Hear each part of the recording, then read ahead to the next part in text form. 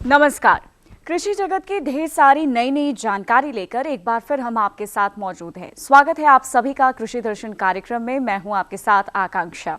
किसान भाइयों और बहनों, अपने इस कार्यक्रम के जरिए कृषि के क्षेत्र में होने वाले नए नए अनुसंधान कार्य व शोध कार्यों की नई नई जानकारी, वैज्ञानिक विधियों की जानकारी तक आपको पहुंचाते हैं। आज के कार्यक्रम में खबरें खेती की, मंडी भाव तो होंगे ही, साथ ही आपके भेजे पत्र, ईमेल भी हम शामिल करेंगे आपकी चिट्ठी, आपका ईमेल में। बने रहे हमारे साथ। करते हैं शुरुआत और सबसे पहले देखते हैं खबरें खेती की। अधिक चीनी निर्यात से कंपनियों को मुनाफा। केंद्रीय भंडारण निगम का 60वां स्थापना दिवस संपन्न। गुजरात में मसाला प्रयोगशाला जल्द। सूखे प्याज के निर्यात में बढ़ोतरी। और भारत दुग्ध उत्पादन में अव्वल।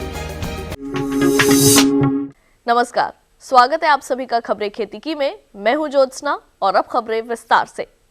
लंबे समय से पस्त पड़े रहे चीनी क्षेत्र की कंपनियों का हालात बदलते दिख रहे हैं। लगातार 2 वर्षों तक कमजोर मॉनसून की वजह से न सिर्फ भारत में चीनी उत्पादन प्रभावित हुआ, बल्कि वैश्विक उत्पादन पर भी असर पड़ा है। कम चीनी उत्पादन से चीनी की कीमतों में मजबूती आ रही है और पिछले साल के मुकाबले 5 से 6 रुपए प्रति किलोग्राम की तेजी आई है। चीनी की मात्रा में सुधार के साथ चीनी कंपनियों ने दिसंबर 2015 की तिमाही में बेहतर मुनाफा दर्ज किया और इसके फलस्वरूप ज्यादातर चीनी कंपनियों की शेयर कीमतें भी काफी चढ़ी हैं। चीनी कंपनियों में मजबूती के कारण इनका आगे की परिदृश्य भी बेहतर दिख रहा है। भारत में चीनी वर्ष 2016 के शुरू में लगभग 1 करोड़ टन का अतिरिक्त भंडार था। इनमें से 40 लाख टन के अनिवार्य निर्यात के कारण थोड़ी कमी आने का अनुमान है। जहां एक ओर फसल की उचित देखभाल किसानों को अच्छा उत्पादन दिलाती है, तो वहीं दूसरी ओर फसल का उचित भंडारण ही किसानों को बाजार में उनकी उपज का अच्छा भाव दिलाने में महत्वपूर्ण भूमिका निभाती है। जी हां, इस वक्त हम बात कर रहे हैं केंद्रीय भंडारण निगम, जो अपनी स्थापना के 60 साल पूरे कर चुका है। इस मौके पर क्या रहा खास, आइए देखते हैं इस रिपोर्ट में। किसान के घर तब खुशी आती है जब बाजार में उसे उसकी उपज का उचित दाम मिले। खेती किसानी में किसानों को अधिक से अधिक लाभ पहुंचाने के लिए केंद्रीय भंडारण निगम 60 सालों से प्रयासरत है। 2 मार्च को केंद्रीय भंडारण निगम के स्थापना दिवस समारोह के रूप में मनाया गया। समारोह का उद्घाटन केंद्रीय खाद्य व आपूर्ति मंत्री श्री रामविलास पासवान ने दीप प्रज्वलित कर किया। इस मौके पर श्री पासवान ने निगम के श्रेष्ठ प्रदर्शन करने वाले अधिकारियों को पुरस्कृत भी किया। केंद्रीय भंडारण निगम के निदेशक श्री हरप्रीत सिंह भी मौजूद रहे। केंद्रीय भंडारण निगम के स्थापना दिवस समारोह में गणमान्य अतिथियों के अलावा निगम के विशिष्ट अधिकारियों व कर्मचारियों ने भी अपनी उपस्थिति दर्ज कराई। श्री पासवान ने निगम के 60 सालों के सफर पर कहा, ये 60वां जो स्थापना दिवस है, इसके अवसर पर मैं CWC को और जितने भी अधिकारी हैं, कर्मचारी हैं, सबको हम बधाई देते हैं, धन्यवाद देते हैं। और आपका जो उत्कृष्ट सेवा है उसके लिए भी अभी विस्तार से सचिव और हरप्रीत सिंह जी ने बतलाया और हमको बतलाया गया कि इस साल का जो टर्नओवर है वो 1562 करोड़ का है और जो कर पूर्व लाभ है वो 260 करोड़ का है। इस कंपटीशन प्रतिस्पर्धा में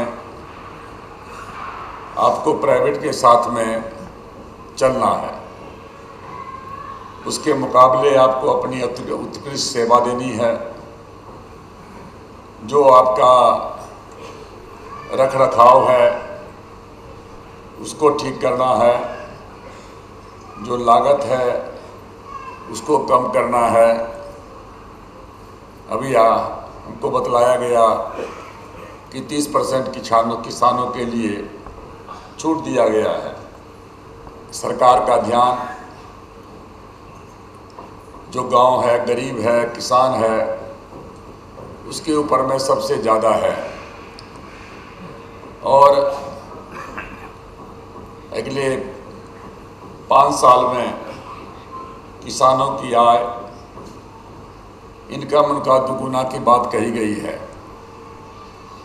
और मैंने पिछली बार भी स्ट्रेस किया था कि अपने वेयर हाउस में अधिक से अधिक CWC के वेयर हाउस में किसानों को प्राथमिकता दिया जाए। मसाला बोर्ड गुजरात की पहली गुणवत्ता मूल्यांकन करने वाली प्रयोगशाला मूल्यांकन कांडला में स्थापित करने जा रहा है। प्रयोगशाला इस साल मार्च के आखिर तक काम करना शुरू कर देगी। मसालों की शुद्धता की कसौटी परखने के लिए अब मसाला बोर्ड जल्द ही गुजरात में प्रयोगशाला स्थापित करने जा रहा है। ये भारतीय मसाला उद्योग को देश में ही विश्लेषण करने और उत्पादित व संसाधित मसालों की जांच की सेवा सुविधाएं मुहैया कराएगी। साथ ही बोर्ड द्वारा एकत्रित किए गए नमूनों का भी विश्लेषण करेगी। औद्योगिक सूत्रों के अनुसार गुजरात जीरा, धनिया और सौंफ का महत्वपूर्ण उत्पादक व निर्यात केंद्र है। ये प्रयोगशाला राज्य में गुणवत्तापूर्ण उत्पादों के विकास में मदद करेगी। घरेलू बाजार में प्याज की कीमतों की गिरावट का असर सूखे प्याज के निर्यात पर पड़ा है। उत्पादन में नए सीजन की शुरुआत में सूखे प्याज के निर्यात में 30% तक इजाफा हुआ है। प्याज उत्पादन के नए सीजन की शुरुआत के साथ ही सूखे प्याज के निर्यात में बढ़ोतरी दर्ज की गई है, जो कि लगभग 30% तक आंकी गई है। सूखा प्याज उद्योग में हर साल नई उपज के साथ निर्यात जनवरी से शुरू किया जाता है, जो तकरीबन जुलाई तक चलता है। फिलहाल भारत हर रोज तकरीबन 300 टन सूखे प्याज का निर्यात करता है, जबकि पिछले सीजन में ये 225 से 230 टन था। प्याज के दामों में आई गिरावट से सूखे प्याज के भारतीय निर्यातक अंतर्राष्ट्रीय बाजार में उत्पाद के लिए 1700 से $1800 प्रति टन की पेशकश देने लगे हैं, जबकि मिस्र, चीन और अमेरिका जैसे प्रतिस्पर्धी देशों द्वारा ये पेशकश $2000 से $2300 प्रति टन की है। भारत ने दुग्ध उत्पादन में अपनी बादशाहत कायम रखी है। भारत 14 करोड़ 63 लाख टन दूध के उत्पादन के साथ पहले स्थान पर है।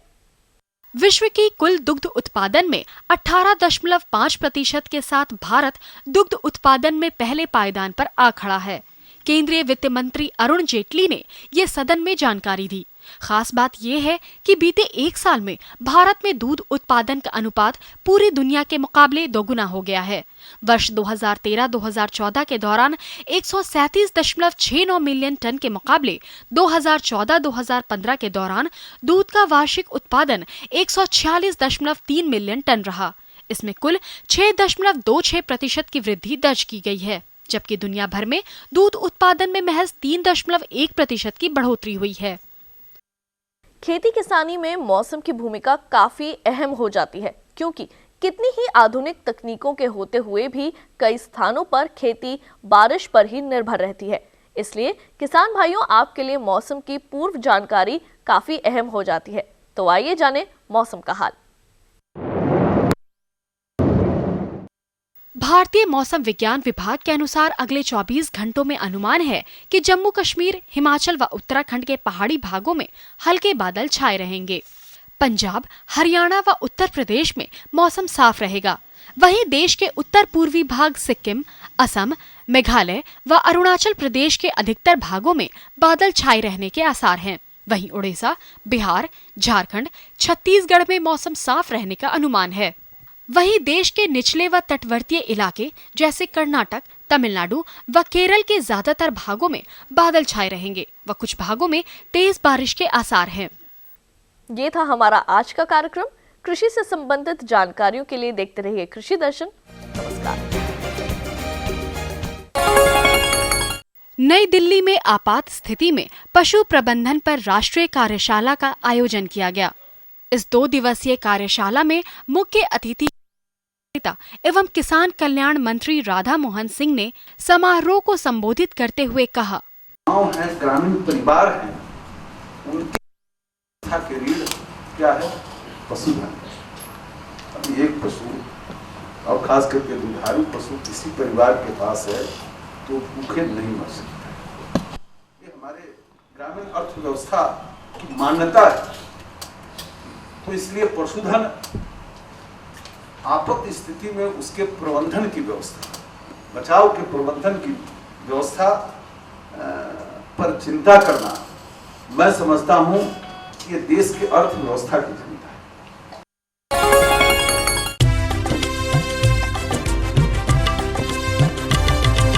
सहकारिता के बल पर विकास के लिए उठे कदम, जन सहकार की ताकत लेकर आगे बढ़ते जाएं हम। इस क्रांति में विश्वास जगाया, हम सब ने मिलकर विकास का परचम है फहराया। दूर जहां सूरज उगता उस धरती से मैदानों तक, हिम शिखरों के श्वेत बर्फ से हिंद महासागर तक, श्वेत क्रांति क्रांति या ग्राम विकास की बात। एकता ही धर्म हो अब चाहे दिन हो या रात, हिंदू मुस्लिम सिख ईसाई सबने कदम बढ़ाया, हम सब ने मिलकर जब ये अभियान चलाया। कृषि मंत्रालय भारत सरकार द्वारा जनहित में जारी। ये लो और बताओ। बस। अरे ये क्या भैया जी, बस इतनी सी रासायनिक खाद? किसानी छोड़ रहे हो क्या? किसानी नहीं, नादानी छोड़ रहे हैं। मिट्टी की जांच कराई है। अब तो लाला जी जितनी जरूरत है उतने ही उर्वरक खेत में डालेंगे। हाँ, किसान भाई आज ही अपने जिले की नजदीकी भूमि परीक्षण प्रयोगशाला में मिट्टी की जांच जरूर करवाएं और मिट्टी में पोषक तत्व, नमी व को देखते हुए केवल ही पोषक तत्व डालें। और हाँ, मिट्टी में गंधक, जस्ता, बोरोन जैसे सूक्ष्म पोषक तत्वों का पता लगाना भी न भूलें। उर्वरक और जैविक खाद से भूमि का उपजाऊपन बनाए रखें, उत्पादकता बढ़ाएं, खर्चा घटाएं और बहुमूल्य विदेशी मुद्रा बचाने में भी सहयोग दें। और हाँ, धीमी गति से नाइट्रोजन उपलब्ध कराने वाले उर्वरकों जैसे नीम लेपित यूरिया को प्राथमिकता दें और यूरिया का पत्तों पर छिड़काव करें। अरे वाह, तू तो अधिक जानकारी के लिए संपर्क करें जिला कृषि अधिकारी या किसान कॉल सेंटर। जैसा कि आप जानते हैं, कृषक हमारे देश का आधार हैं। कृषि हमारा मुख्य व्यवसाय है। कृषि क्षेत्र में आने वाली छोटी छोटी समस्याओं का समाधान ढूंढने की इस कार्यक्रम के माध्यम से हम कोशिश करते हैं। अपनी समस्या और जिज्ञासा को आप अवगत करवाते हैं अपने पत्रों और ईमेल के जरिए। तो चलिए आपका इंतजार खत्म करते हैं, देखते हैं आपकी चिट्ठी, आपका ईमेल। नमस्कार, आपकी चिट्ठी आपका ईमेल कार्यक्रम में आप सभी का स्वागत है। जैसा कि आप जानते हैं, आपकी चिट्ठी आपका ईमेल कार्यक्रम में आप अपनी कृषि से जुड़ी हुई समस्याओं से हमें अवगत करवाते हैं और इन समस्याओं का समाधान ढूंढने का हम प्रयास करते हैं। हमेशा की तरह इस बार भी हमारे पास आपके ढेर सारे पत्र और ईमेल्स प्राप्त हुए हैं। आपके इन प्रश्नों का जवाब दे रहे हैं डॉक्टर KML पाठक। पाठक साहब, आपका हमारे इस कार्यक्रम में बहुत बहुत स्वागत है।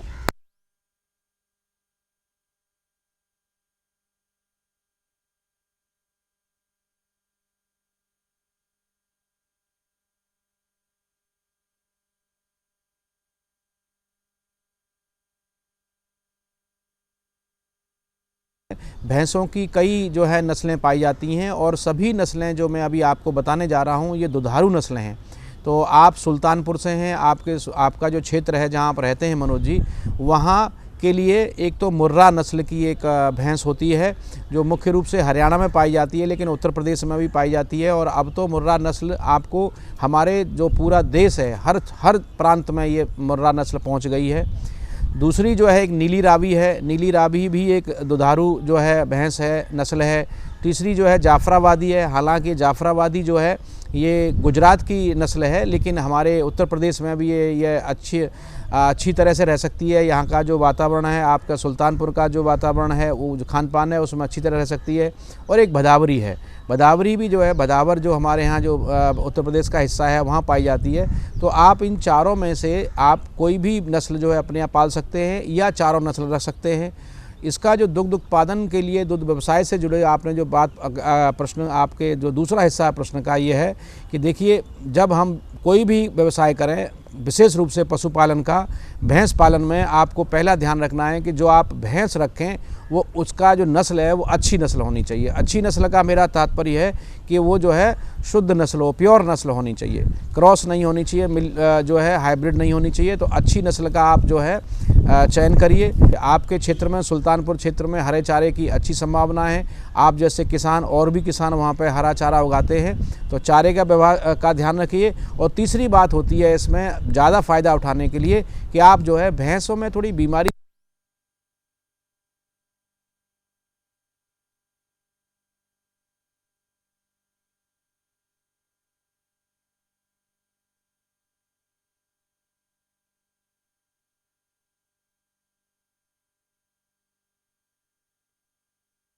और आपको अच्छा दूध मिलेगा, बढ़िया मिलेगा।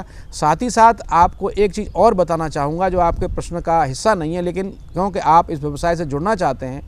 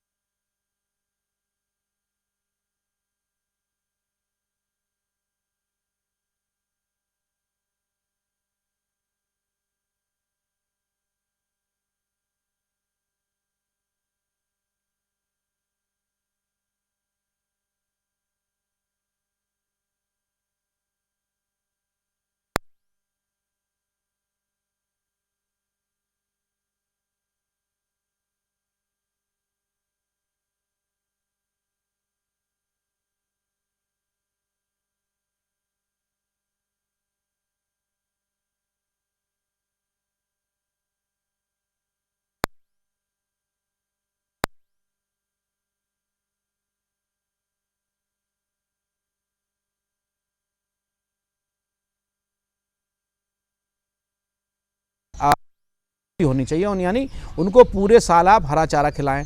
साथ ही साथ एक बात, मिनरल मिक्सचर, उसको हम बोलते हैं एरिया स्पेसिफिक मिनरल मिक्सचर। तो आपका क्षेत्र जो इलाहाबाद क्षेत्र है, इस हिसाब से मिनरल मिक्सचर, अपने क्षेत्र के हिसाब से मिनरल मिक्सचर बाज़ार में उपलब्ध होता है। वो आप अपने पशु को मिनरल मिक्सचर दें, साथ में कंसनट्रेट दें, खली दें, और साथ ही साथ सफाई का जरूर ध्यान रखें।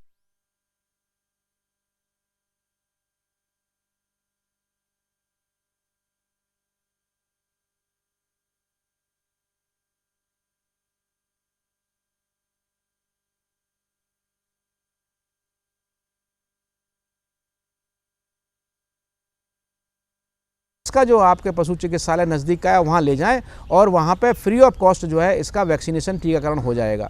तो इस तरह से आप ध्यान रखेंगे अगर पशु का। साथ ही साथ दुग्ध उत्पादन में भी ध्यान देना है। आजकल तो अब ज़माना ये आ गया, अपने देश में आप देख रहे हो इतनी प्रगति हो रही है पशुपालन व्यवसाय में। देसी गाय के दूध की बहुत ज़्यादा वैल्यू है। देसी गाय के दूध के अच्छे पैसे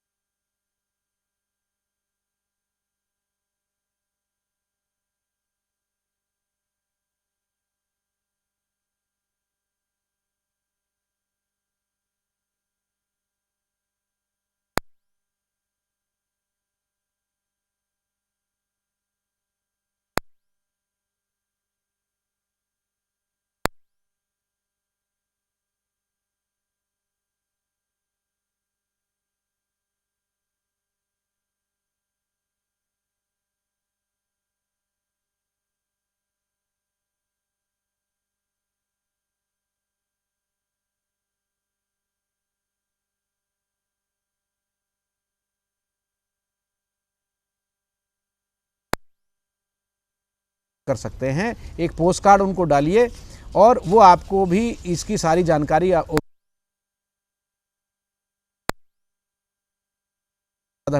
और विशेष रूप से ग्रामीण क्षेत्र में आप पृथ्वीराज जी, आप को मैं यही बताना चाहूँगा कि अगर आपके गांव में महिलाएं अगर इस व्यवसाय से जुड़ना चाहती हैं, महिलाओं के लिए बहुत अच्छा व्यवसाय है। एक बात और इसी संदर्भ में बताना चाहूँगा, पहले जब हम बकरी पालन करते थे तो बकरी को बाहर चराने ले जाना पड़ता था। अब ऐसी पद्धतियाँ आ गई हैं कि जिस तरह से गाय को खूंटे से बांध के आप रखते हैं, ऐसे ही बकरी को पूरे दिन आपको बाड़े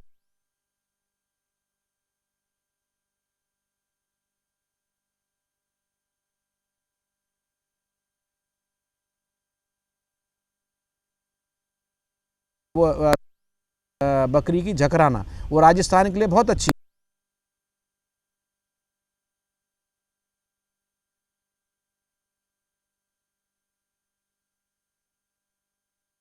होगे तो ज़्यादा से ज़्यादा फायदा आपको मिलेगा, ज़्यादा से ज़्यादा लाभ आपको मिलेगा। तो डॉक्टर साहब, अब राजस्थान से चलते हैं हम आसाम की ओर। आसाम डिब्रूगढ़ ज़िला से हमें सुनील कुमार जी पूछते हैं, मुर्गी पालन करना चाहते हैं और इनकी चाहते हैं कि प्रशिक्षण किस प्रकार से प्राप्त किया जाए। सुनील कुमार जी, आप डिब्रूगढ़ से हैं और आपका प्रश्न मुर्गी पालन से है, और आपका जो क्षेत्र है डिब्रूगढ़, वो मुर्गी पालन के लिए बहुत अच्छा क्षेत्र है। वहाँ पर मुर्गी पालन बहुत लाभदायक व्यवसाय है। अगर आप इसको अच्छी तरह से वैज्ञानिक तरीके से करेंगे तो इसके लिए 2-3 चीज़ें ध्यान रखिए। पहली बात तो है कि आप जब भी मुर्गी पालन व्यवसाय प्रारंभ करें उससे पहले उसकी ट्रेनिंग प्राप्त करिए। ट्रेनिंग के लिए आपको जो वेटनरी कॉलेज जो हमारा गुवाहाटी में है, आप उनसे संपर्क करिए और आपको वो जानकारी देंगे, साथ ही साथ प्रशिक्षण देंगे। प्रशिक्षण के लिए मैं आपको बताना चाहूँगा कि आपको जो कृषि विश्वविद्यालय के जो वहाँ पर कृषि विज्ञान केंद्र हैं, आपके डिब्रूगढ़ में भी हमारा कृषि विज्ञान केंद्र है, आप वहाँ से संपर्क करें, वो आपको ले जाएंगे। आपका जो कोई उसमें खर्चा नहीं होता है। ट्रेनिंग फ्री ऑफ कॉस्ट जो है, बिना किसी कोई फीस लिए आपको कृषि विश्वविद्यालय ट्रेनिंग देगा। तो अगर आप ट्रेनिंग लीजिए और अपना ये व्यवसाय प्रारंभ करिए। डिब्रूगढ़ में के हिसाब से मैं आपको बताना चाहूँगा कि आप साथ में और महिलाओं को और जोड़िए इसमें। आपके साथ में परिवार में अगर कुछ महिलाएं जो व्यवसाय करना चाहती हैं तो मुर्गी पालन का व्यवसाय आपके क्षेत्र के लिए बहुत ज़्यादा फ़ायदेमंद है, बहुत लाभकारी है और रोज़गार का बहुत अच्छा एक साधन है। ये आसाम जो क्षेत्र है वहाँ पर गाँव में रोज़गार के लिए सबसे बढ़िया साधन, क्योंकि इसमें आपको मुर्गी पालन से अंडा भी मिलता है, मुर्गी पालन से आपको मांस भी मिलता है और दोनों का मार्केट आपके क्षेत्र में बहुत ज़्यादा मार्केट है। वहाँ पर लोकल मार्केट बहुत अच्छा है, अच्छा दाम मिलेगा। तो अच्छी नस्ल पालेंगे तो अच्छी क्वालिटी के अंडे।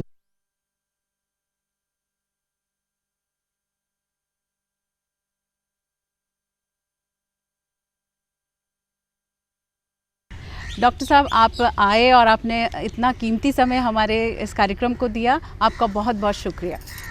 तो दर्शकों, इस कार्यक्रम के ज़रिए आपने पशुपालन से जुड़ी हुई महत्वपूर्ण जानकारी प्राप्त की और हमें उम्मीद है आप ज़रूर लाभान्वित हुए होंगे।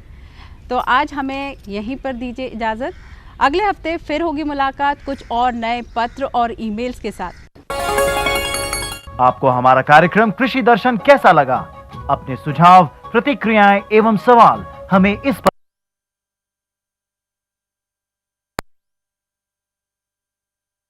नई दिल्ली 110049।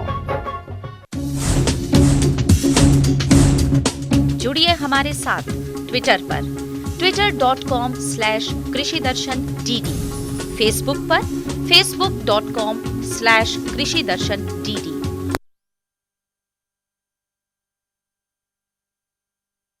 /user/कृषिदर्शन-dd। भेजें हमें मेल कृषिदर्शन-dd@gmail.com पर। तो ये था हमारा आज का कार्यक्रम। आपको कैसा लगा ये जानने के लिए इंतजार रहेगा आपके पत्रों और आपके ईमेल का।